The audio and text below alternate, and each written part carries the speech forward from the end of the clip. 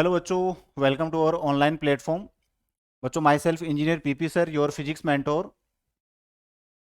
चलिए बच्चों, स्टार्ट करते हैं आज का टॉपिक। प्रीवियस लेक्चर में अपन ने बात करी थी average speed, average velocity, instantaneous speed, velocity और उन पर बेस्ड पैटर्न ऑफ क्वेश्चंस। तो in today's lecture let us talk about graphs. So अब तक बच्चों अपन ने जो किया है वो स्पीड, वेलोसिटी, डिस्टेंस, डिस्प्लेसमेंट किया। तो इनके ग्राफ्स अपन देखते हैं किस पैटर्न के ग्राफ बनते हैं। फर्स्ट पैटर्न मैंने ले लिया S T graph. S T graphs किस तरीके से होते हैं, कौन कौन से ग्राफ्स पॉसिबल होते हैं, ग्राफिकल पैटर्न के क्वेश्चंस पूछे जाते हैं बच्चों यहाँ पर। सो let us see you are given a graph between distance and time and this graph is like this, means it is a straight line passing through origin.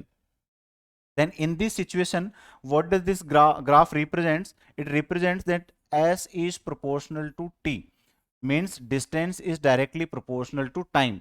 So such type of graph represents uniform motion.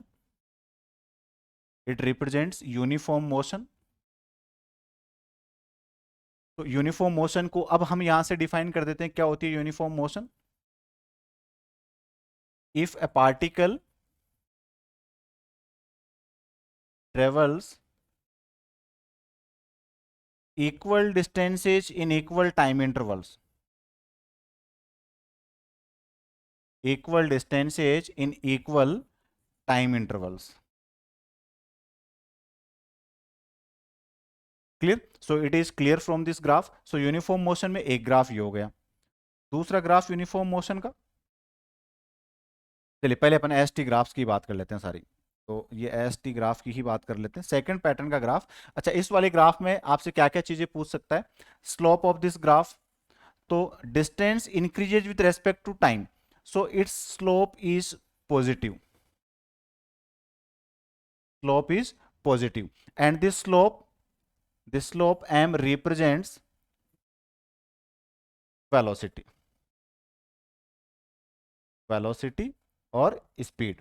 अगर displacement time graph है तो velocity represent करेगा, और distance time graph है तो speed, है ना, average values यहां पर रिप्रेजेंट करता है। तो ये हमने बात करी यहां पर। सेकंड सेकंड पैटर्न का ग्राफ मैंने ये ले लिया, that it is parallel to X axis. तो बच्चों अभी पीछे मैंने आपको बताया था, ये जनरल एक पॉइंट ध्यान रख लेना, की पॉइंट है ये आपका।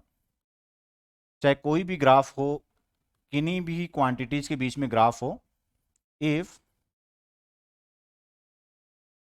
Graph is a straight line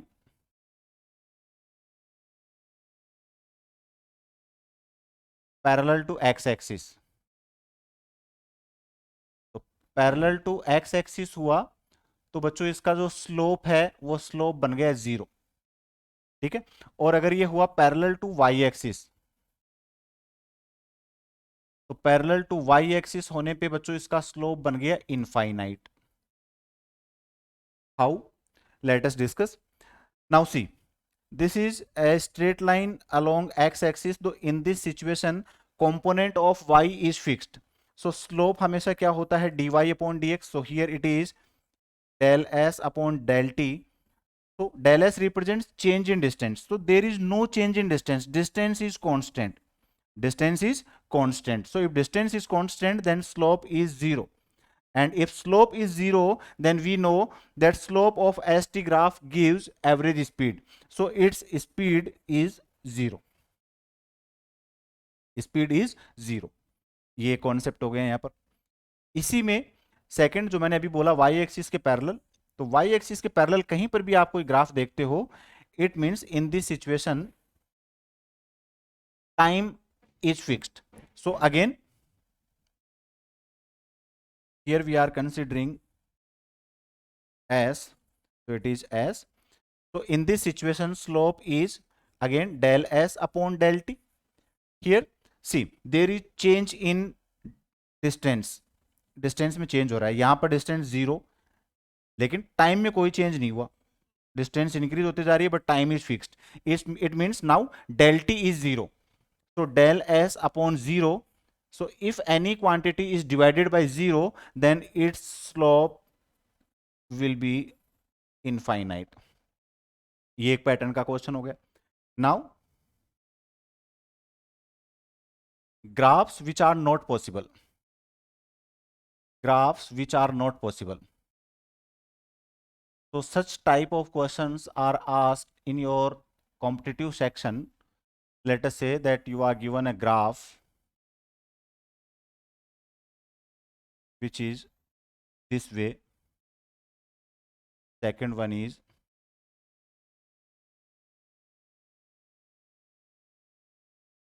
this way, third is this way. तो ये मैं कुछ पैटर्न ऑफ ग्राफ्स बच्चों यहाँ पर समझा रहा हूँ, फिर अब अभी मैं यहाँ पर एक कंक्लूजन बताऊंगा, इसको की पॉइंट जो आपको ध्यान रखना है, पैटर्न ऑफ क्वेश्चंस यहाँ पर कैसे अटेम्प्ट करने. So keep in mind graphs in which at a particular time two or more positions are obtained is not possible. If at a single time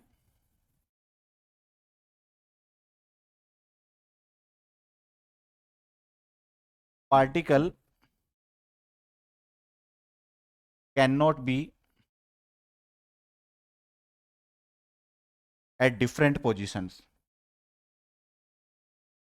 बच्चों ये कभी पॉसिबल नहीं है कि अभी जैसे कोई बात करे कि सर टाइम हो गया 2:20, 2:20 हो गए, इस टाइम पे आई एम इन जोबनेर, और इसी टाइम पे कोई बोले कि you are in Jaipur, so that is not possible. एक टाइम पे एक ही प्लेस पे होगा, दो पोजीशंस उसकी पॉसिबल नहीं है. सो इन सारे ग्राफ्स में यही चीज हो रही है.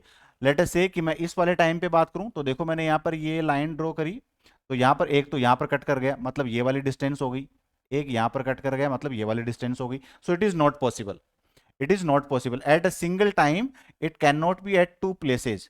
Similarly इस वाले टाइम पे भी देखो दो जगह कट कर रहा है, यहां पर ये डिस्टेंस हो गई, यहां पर ये डिस्टेंस हो गई, which is not possible. Similarly in this graph also let us say here at this time, here it is cutting at this point and this point, two positions are being represented, not possible. यहां पर देखिए इस वाले time पे अगर मैं बात करता हूं तो यहां पर देखो ये जैसे मैंने लाइन ड्रॉ करी तो यहां पर भी कट कर रहा है, यहां पर भी कट कर रहा है, यहां पर भी कट कर रहा है.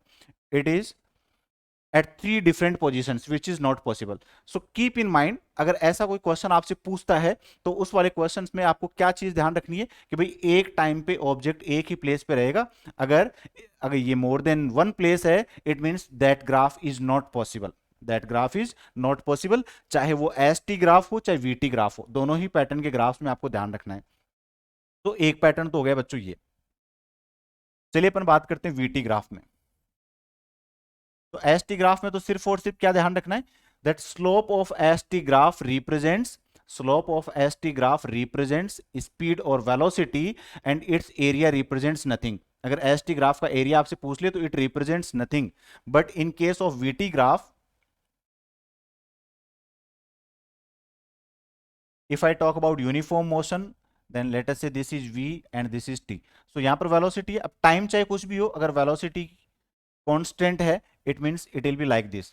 अब यहां पर लेट अस से कि भाई वेलोसिटी कोई है 20 किलोमीटर पर आवर, तो यहां पर जब टाइम 0 था तब भी 20 है, 1 2 3 जो भी टाइम बोलो, हर एक टाइम पे देखो यहां पर ये फिक्स वैल्यू है यहां पर, तो ये रिप्रेजेंट कर रही है यहां पर यूनिफॉर्म स्पीड और वेलोसिटी, यूनिफॉर्म स्पीड और वेलोसिटी.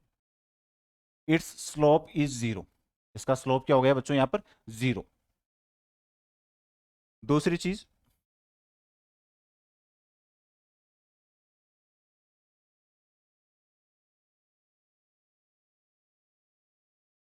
ऐसा कोई ग्राफ है तो देखो इस वाले ग्राफ में भी क्या हुआ, as time is increasing its velocity is increasing but not in a straight line, but not in a straight line, so its slope is positive, its slope is positive. motion is accelerated क्योंकि velocity में change हो रहा है, तो accelerated motion, acceleration क्या होता है अभी अपन बात करेंगे, accelerated motion.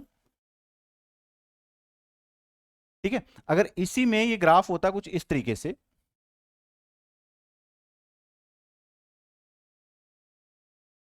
this way.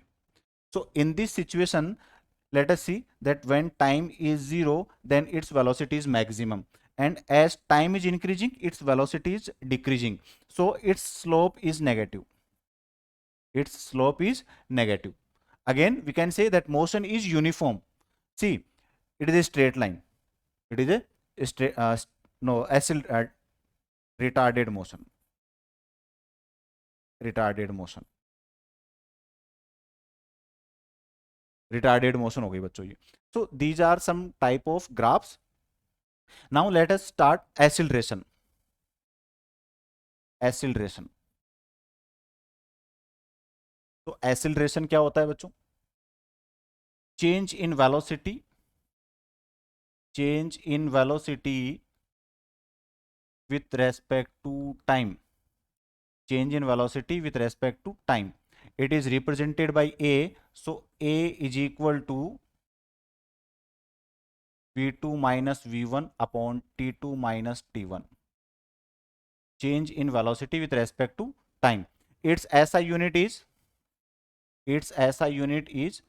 velocity is measured in meter per second, and one time is already in denominator, so its SI unit is meter per second square, and its dimension is LT minus 2, or you can say M0 L1 T minus 2. So this is the dimension of acceleration, and if we talk about its direction, then it is a vector quantity. Acceleration is a vector quantity. Now see its graph. So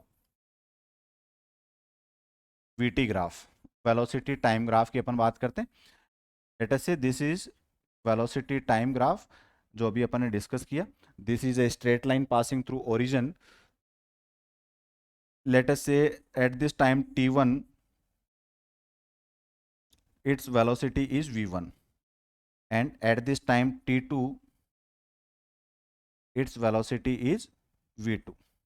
So change in time is del t is equal to t2 minus t1, and similarly change in velocity del v is equal to v2 minus v1. So this is representation of change. Let us say that it is inclined at an angle theta. So ये angle theta, तो यहाँ पर भी देखो ये वाला angle भी क्या हो गया, थीटा. तो यहाँ पर अगर अपन स्लोप निकालें तो देखो ये डेल टी, तो यहाँ पर ये वाली वैल्यू भी डेल टी हो गई, ये डेल वी, तो यहाँ पर ये वाली वैल्यू भी डेल वी हो गई पैरेलल लाइन से. तो स्लोप क्या हो गया यहाँ पर, slope m is equal to change in y, तो चेंज इन y क्या हो गया डेल v, और चेंज इन x क्या हो गया del t, means v2 minus v1 upon t2 minus t1.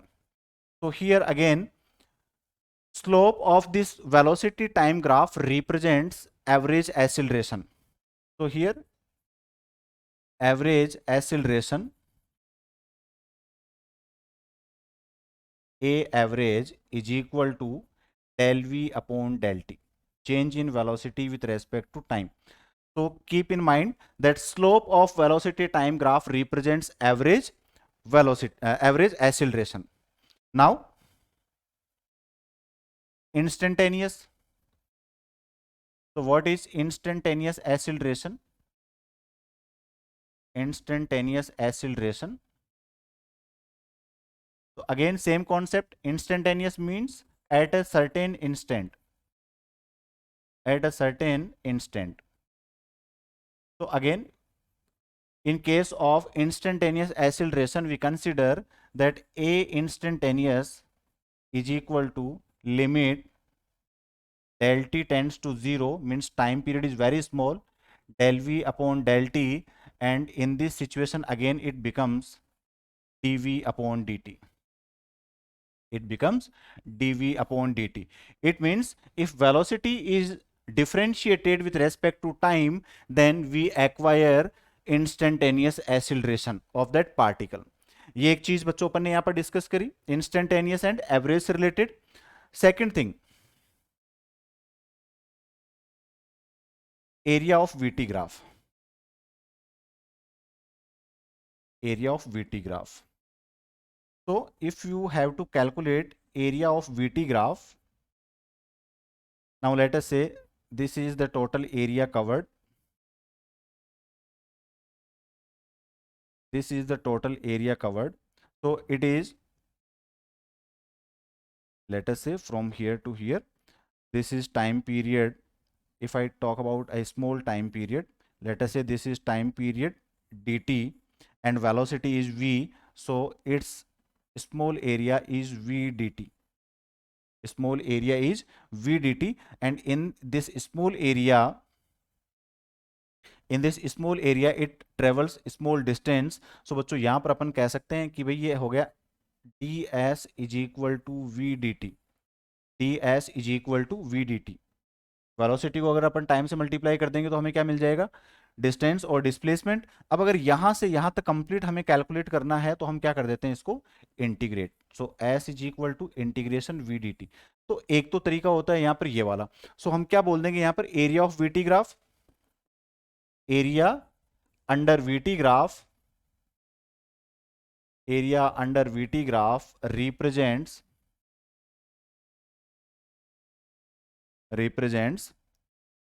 Distance और डिस्प्लेसमेंट, डिस्टेंस और displacement.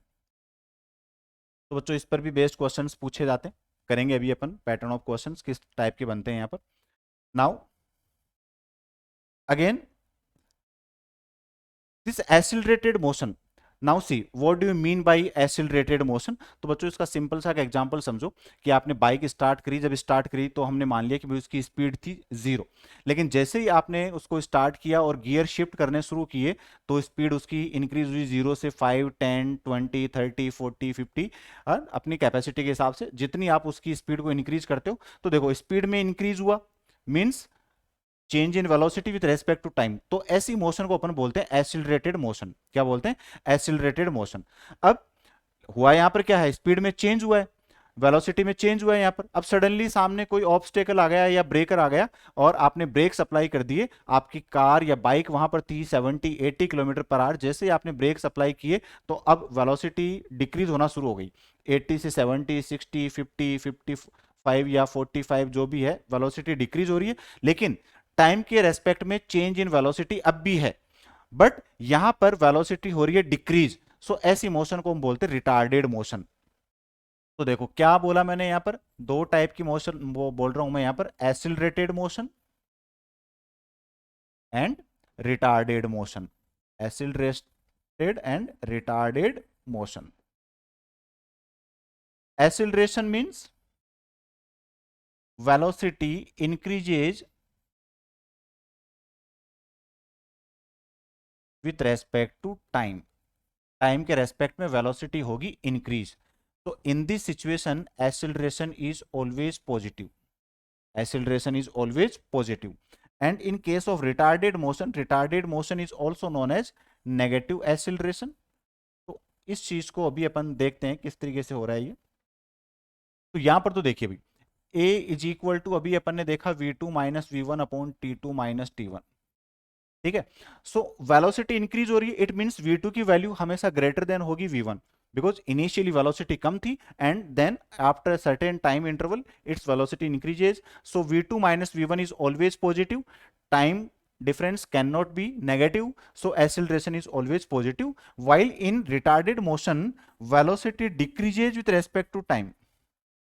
Velocity decreases with respect to time. In this situation acceleration becomes negative because a is equal to v2 minus v1 upon t2 minus t1. Initially velocity is high and after a certain time period its velocity decreases, it means v2 is smaller than v1. So यहाँ पर तो क्या case बोल दिया हमने, v2 is greater than v1, that's why acceleration is positive, and here v2 is less than v1, that's why acceleration is negative.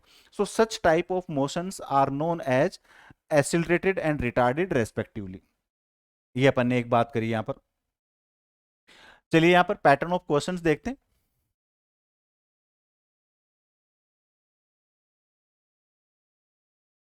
Let us say you are given v is equal to 3t minus 2 meter per second. v is equal to 3t minus 2 meter per second. Part A of this question is find distance from t is equal to 0 second to t is equal to 2 second. 0 से 2 seconds में इसने कितनी distance travel करी, और second part बोल दिया इसने acceleration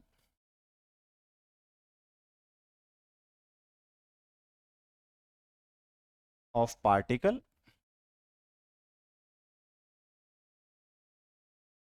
eight t is equal to 1 second. तो देखो बच्चों, दो पैटर्न के यहाँ पर क्वेश्चन पूछ लिए, एक पूछ लिया स्पीड से रिलेटेड, एक्सेलरेशन से रिलेटेड, और एक पूछ लिया डिस्टेंस से रिलेटेड। तो देखिए बच्चों, v इज इक्वल टू होता है ds अपॉन dt। तुरंत आपके दिमाग में क्लिक कर जाना चाहिए कि भाई डिस्टेंस पूछा है और वेलोसिटी गिवन है, तो आपको फॉर्मूला यूज करना है जिसमें वेलोसिटी एंड डिस्टेंस हो, means v is equal to ds upon dt। So cross multiply कर दिया, so it is ds is equal to v dt and s is equal to integration v dt। If you are given any time interval, then place that time interval in limits. So time is from 0 to 2. So place limits from 0 to 2. Lower limit is 0 second, upper limit is 2 second. Place value of v. So s is equal to 0 to 2 integration dt minus 2 dt। तो देखिए बच्चों, आपने इसको integrate किया तो ये हो गया 3t² by 2 minus 2t, and limit is from 0 to 2। कैसे कैलकुलेट करते हो, एक बार पूरे फंक्शन में अपर लिमिट प्लेस करो माइनस, फिर पूरे फंक्शन में lower limit. Upper limit place करी तो t² मतलब 4, 4 इंटू 3 12, 12 बाई 2 6, एंड इधर 2 इंटू 2 4, तो 6 माइनस 4 2 डायरेक्टली लिख रहा हूं मैं। जैसे लोअर लिमिट रखी तो t 0 0, it means distance is 2 meters. From 0 to 2 seconds this particle travelled distance of 2 meter. तो ये तो हो गया इसका ए पार्ट। पी पार्ट यहां पर क्या हुआ, इसका एक्सीलरेशन पूछा है, तो अब आपको रिलेशन निकालना है एक्सीलरेशन एंड वेलोसिटी में। तो रिलेशन क्या होता है आपका, a is equal to dv upon dt, a is equal to dv upon dt। So differentiate velocity with respect to time, so it is 3 meter per second square. 3t को differentiate किया तो 3 आ गया, और 2 को डिफरेंशिएट किया तो 0। Differentiation of constant quantity is always 0। So this is a pattern of question जो आपसे पूछा जा सकता है। नेक्स्ट, अगर कोई ग्राफिकल पैटर्न के क्वेश्चन की बात करें, तो बच्चों जैसे आपसे कोई क्वेश्चन दे दिया, this is time in seconds and this is velocity in metre per second, and this is the graph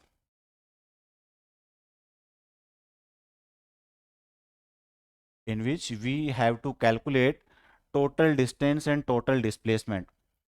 क्या पूछ लिया बच्चों यहाँ पर, total distance and total displacement and acceleration different parts में। तो मैं पूरा बता देता हूँ यहाँ पर क्या क्या चीजें आपसे पूछ सकता है। Late us say this is time 0, this is 2, this is 3 and this is 5।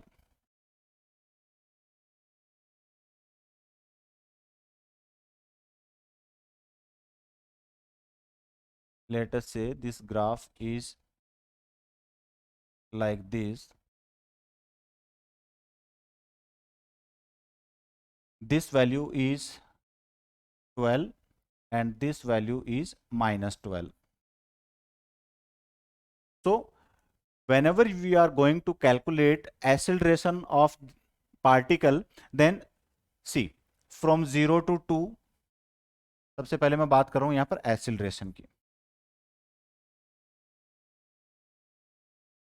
तो देखिए बच्चों, एक्सीलरेशन में क्या हो गया, फ्रॉम 0 to 2, 0 to 2 की अपन बात करें तो its velocity is decreasing from 12 to 0। velocity is decreasing, we know that in velocity time graph acceleration is given by slope of the graph। so t is equal to 0 to t is equal to 2 seconds की अपन बात कर रहे हैं यहाँ पर। तो 0 से 2 seconds में acceleration let us say it is a1, so a1 is equal to v2 minus v1। तो यहां से स्टार्ट हुआ, यहां पर आया, तो ये इनिशियल ये फाइनल, तो फाइनल वेलोसिटी क्या होगी 0, इनिशियल क्या है 12 डिवाइडेड बाई फाइनल टाइम, यहां पर आ गया तो टाइम कितना है 2, इनिशियली यहां पर टाइम कितना था 0, तो 2 माइनस 0, तो acceleration is minus 6 metre per second square. It means from 0 to 2 it is retarded motion. It is retarded motion because its velocity is decreasing. It is clear from graph. Now from t1 is equal to 2 second to t2 is equal to 3 second. So in this situation, t1 is 2, t2 is 3, but at t1 is equal to 2, its velocity is 0, and at t2 is equal to 3, its velocity is minus 12. तो again acceleration की अपन बात करें a2, तो सी acceleration यहाँ पर vector quantity है, तो हम यहाँ पर ये साइन साथ में लेंगे क्योंकि एसिलरेशन में भी पॉजिटिव, नेगेटिव और जीरो डिपेंडिंग ऑन वेलोसिटी. तो वेलोसिटी जीरो नेगेटिव है तो नेगेटिव कंसीडर करो इसको. तो v2 माइनस v1, सो v2 हो गया minus 12, initial velocity zero divided by 3 minus 2. तो now it is minus 12 meter per second square. It means from t is equal to 2 to 3 seconds. See, again its velocity is decreasing. 0 से कितनी होगी minus 12, मतलब फिर से decrease हो रही है. तो यहाँ पर फिर से रिटार्डेड मोशन हो गई, अब की बार रिटार्डेशन हो गया minus 12 metre per second square. Now from 3 to 5, t1 is equal to 3 second to t2 is equal to 5 second. In this time interval, again let us say that acceleration is a3. So acceleration is a3, it means at 3 seconds velocity is 12, at 5 seconds velocity is 12. It means there is no change in velocity. It means 12 minus 12 upon 5 minus 3, and in this situation acceleration becomes 0. It means particle is traveling with constant velocity. सो बच्चों ये तो हो गया. यहाँ पर acceleration पूछ सकता है आपको किसी भी टाइम इंटरवल में, पूरा नहीं पूछेगा, ये मैं इसलिए एक्सप्लेन कर रहा हूं. आपसे कोई से पार्ट में भी अगर पूछ ले तो you can easily calculate. Now if we talk about distance and displacement, तो see in case of distance and displacement, let us calculate from t is equal to 0 second to t is equal to 2 second. So 0 to 2 seconds. Now see, we know that distance in case of VT graph is calculated by area under curve. तो ये area, अब देखिए 0 से 2 seconds में graph कैसा बन गया, ये क्या बन गया यहाँ पर राइट एंगल ट्राइंगल. सो हमें यहाँ पर सीधा निकाल देना है area of right angle triangle. So let us से कि यहाँ पर ये डिस्टेंस तो हुई S1 कैलकुलेट किया, तो एरिया क्या हो गया इसका half base into height. So base is 2 and height is 12, so distance is 12 meter, and displacement is again displacement is equal to distance because straight line motion है, तो ये भी हो गया 12 मीटर. ठीक है बच्चों, तो ये हो गया फर्स्ट पार्ट में कि भाई फर्स्ट पार्ट में यहां से यहां तक ये हुआ. नाउ सेकंड पार्ट में 2 to 3 seconds. So 2 to 3 second, again it is a t is equal to 2 second to t is equal to 3 second. So in this segment also let us say distance is S2. So S2 is again area under right angle triangle. So base तो कितना हो गया 3 minus 2 and height कितनी होगी minus 12. So while calculating distance we will take it as plus 12, and while taking displacement we will consider it minus 12. So बच्चों बस यही चीज यहाँ पर समझने वाली है. सो हाफ इंटू बेस हो गया बच्चों 1 और हाइट हो गई यहाँ पर प्लस 12. सो 6 मीटर तो हो गई यहाँ पर आपकी डिस्टेंस, और डिस्प्लेसमेंट हो गया S2 vector is equal to half into 1 into minus 12. तो displacement is minus 6 meter. Clear. Now in third portion from t is equal to 3 to t is equal to 5 second, t is equal to 3 to t is equal to 5 second, area under this curve. So यहां पर देखिए बच्चों, अभी हो गया आपका rectangle. So area of rectangle क्या होता है L इंटू बी. सो यहां पर देखिए हमने बोल दिया लेट अस से इट्स डिस्टेंस इज S3. तो S3 5 माइनस 3 कितना हो गया 2 इंटू हाइट कितनी होगी इसकी 12 माइनस 0 12. तो डिस्टेंस हो गई बच्चों 24 meter, and displacement is again equal to distance and it is equal to 24 meter. So if you are asked a question that calculate total distance and total displacement from t is equal to 0 to t is equal to 5 seconds. So total distance तो क्या हो गई यहां पर, add all the distances s1 plus s2 plus s3. s1 is 12 meter, s2 is 6 meter, so 12 plus 6 18, 18 plus 24 42, it is 42 meter. And total displacement is, total displacement सम कर दो total displacement का, s1 vector 12 metre, s2 vector -6, तो 12 -6 कितना हो गया 6, and plus 24, तो 24 plus 6 30. तो see here distance and displacements are different. तो ये एक पैटर्न का क्वेश्चन हो गया बच्चों यहां पर. चलिए अब इसी में हम आगे बात करते हैं कि और क्या यहां पर आपसे पूछा जा सकता है. तो अपन बात कर लेते हैं बच्चों यहां पर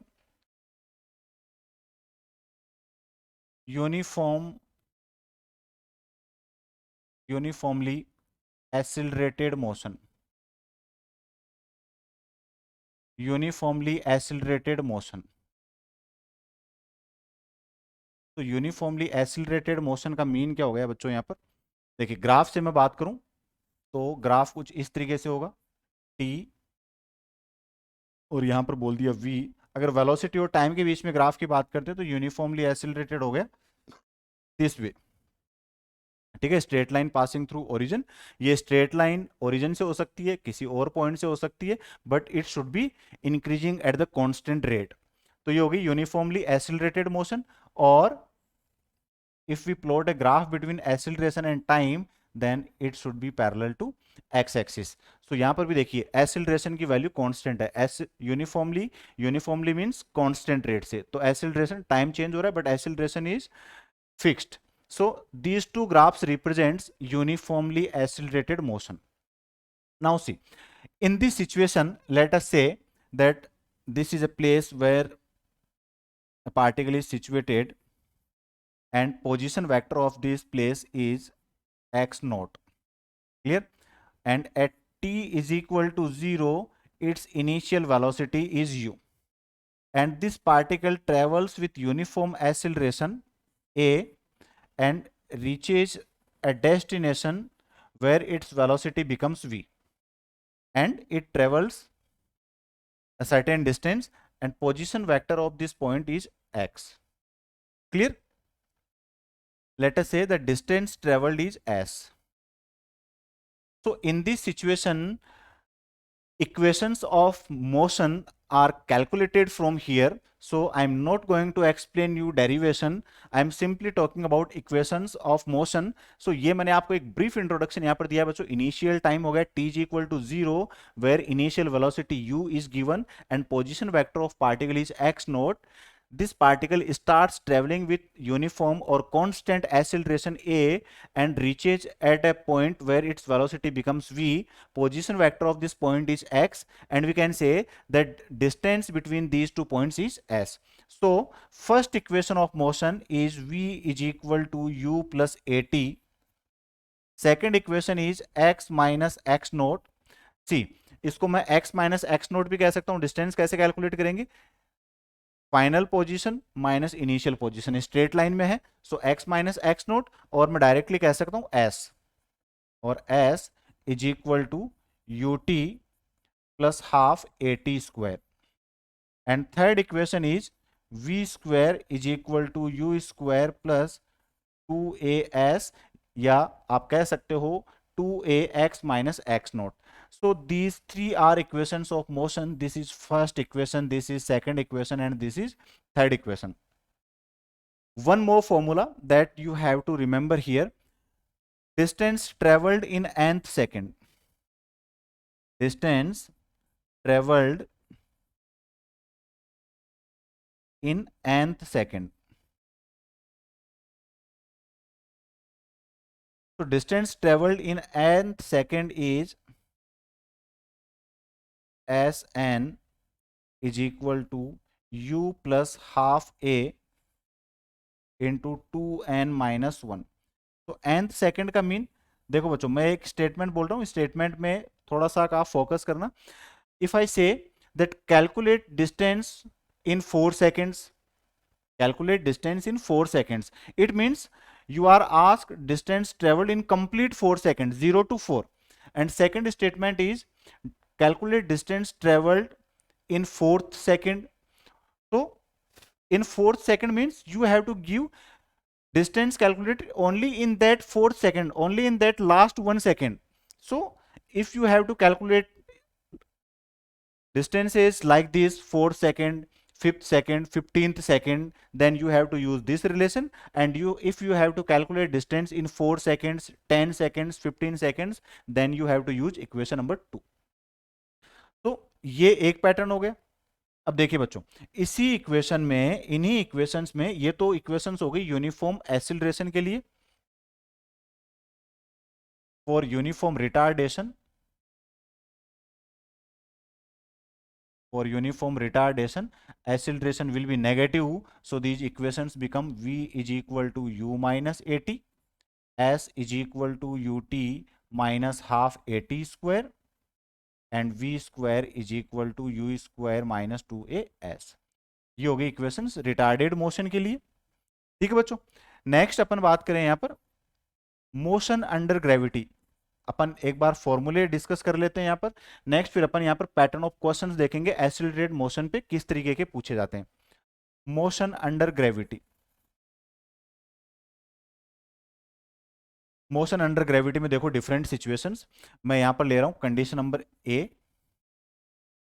when particle is throne from ground with initial velocity u, with an initial velocity u. तो देखो बच्चों यहां पर अब अलग अलग स्टूडेंट्स ने अपने अलग अलग कॉन्सेप्ट बना रखे. मैं सिंपल सा कॉन्सेप्ट यहां पर बात करता हूं.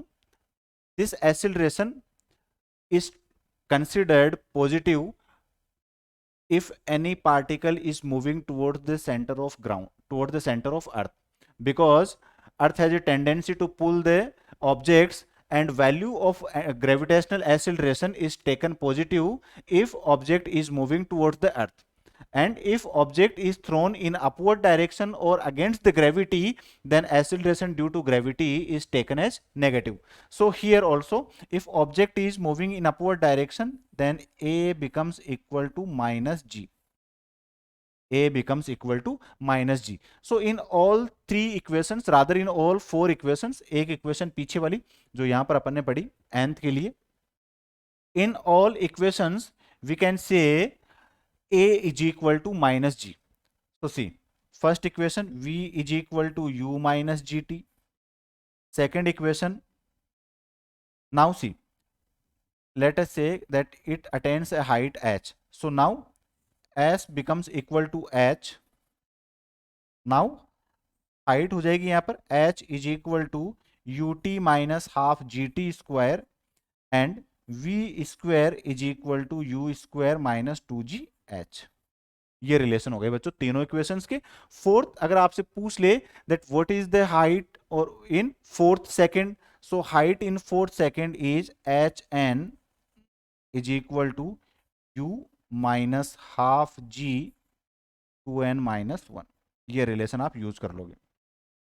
अब इसी में देखिए, चलिए इसी में मैं स्पेसिफिक केस की बात कर लेता हूं. If particle reaches at maximum height, reaches at maximum height. तो बच्चों यहां पर कोई भी चीज आपको मेमोराइज नहीं करनी है. All the concepts are derived from your daily life experience. You can experience these conditions by on your own. Like let us say you are having a ball, and if you throw a ball vertically upwards, then after reaching a certain height, this ball comes back to your hands. So that maximum height, at that maximum height, what happens? Velocity of that ball becomes 0. It means that is final velocity becomes 0. So what is the condition for reaching at maximum height during motion under gravity? That final velocity becomes 0. So now these equations will be, यहां पर देखिए place करी, v की value 0 रखा हमने, तो u is equal to आ गया gt. तो u is equal to g t, this is the first equation, ठीक है। Second, here again this relation is same, h is equal to u t minus half g t square. In third relation, v is 0, so u is equal to root 2gh. Or if you are asked, then what is that maximum height? Then that maximum height h maximum is equal to u square upon 2g. H maximum can be calculated by this relation u square upon 2g, or this time t is equal to u upon g. This is the time to reach at maximum height, time to reach at maximum height.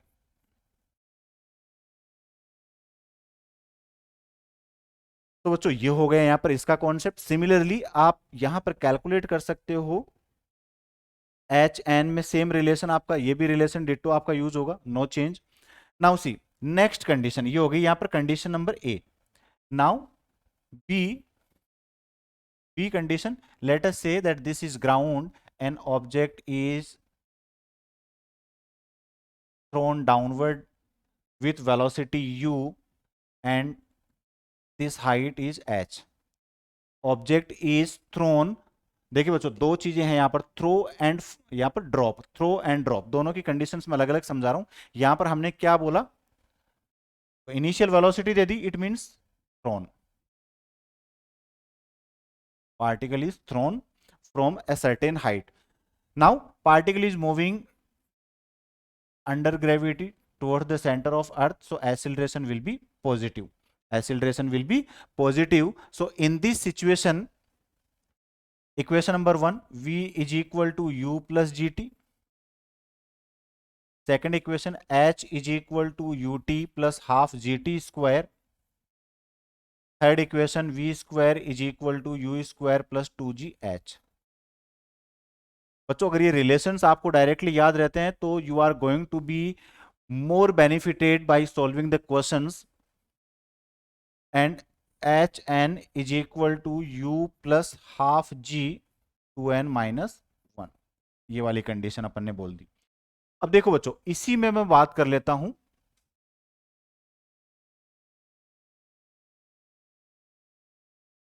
Third case, free fall, इसको free fall बोल दो, और I can say drop कर दिया हमने किसी object को, drop from A height,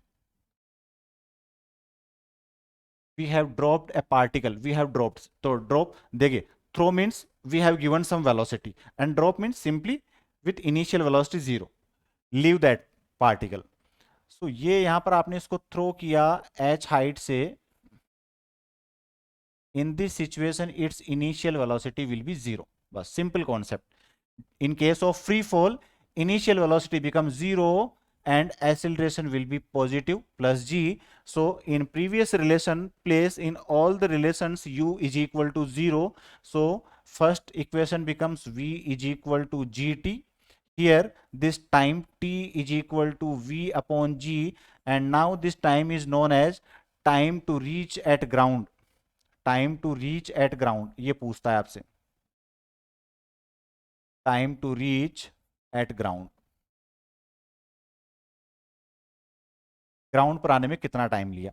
second equation, h is equal to half g t square, h is equal to half g t square, this is the height of object from where it is being dropped, जिस height से हमने object को drop किया है वो height हमने calculate कर ली from the ground. And third one is v is equal to root 2gh, तो दिस इज फाइनल वेलोसिटी, तो velocity just before hitting the ground, just before hitting the ground, ये concept हो गया यहां पर, ठीक है बच्चों। सो सिमिलरली ये एच एन nth सेकंड में आपसे हाइट पूछ ले, यहाँ पर nth सेकंड में हाइट पूछ ले तो इनिशियल वेलोसिटी फिर से यहाँ पर जीरो कर दो, तो h n is equal to हो गया half g two n minus one. H n is equal to half g two n minus one. So यहां तक बच्चों अपन ने बात करी, ये हमारा मोशन 1D मोशन में हमने ऑलमोस्ट कंक्लूड कर दिया है। हम नेक्स्ट लेक्चर में यहाँ पर डिस्कस करेंगे किस पैटर्न पे बेस्ड क्वेश्चंस यहाँ पर पूछे जाते हैं ऑन यूनिफॉर्म मोशन। ठीक है बच्चों, so that's it for today बच्चों, आज के लिए इतना ही। Let us meet in our next lecture, till then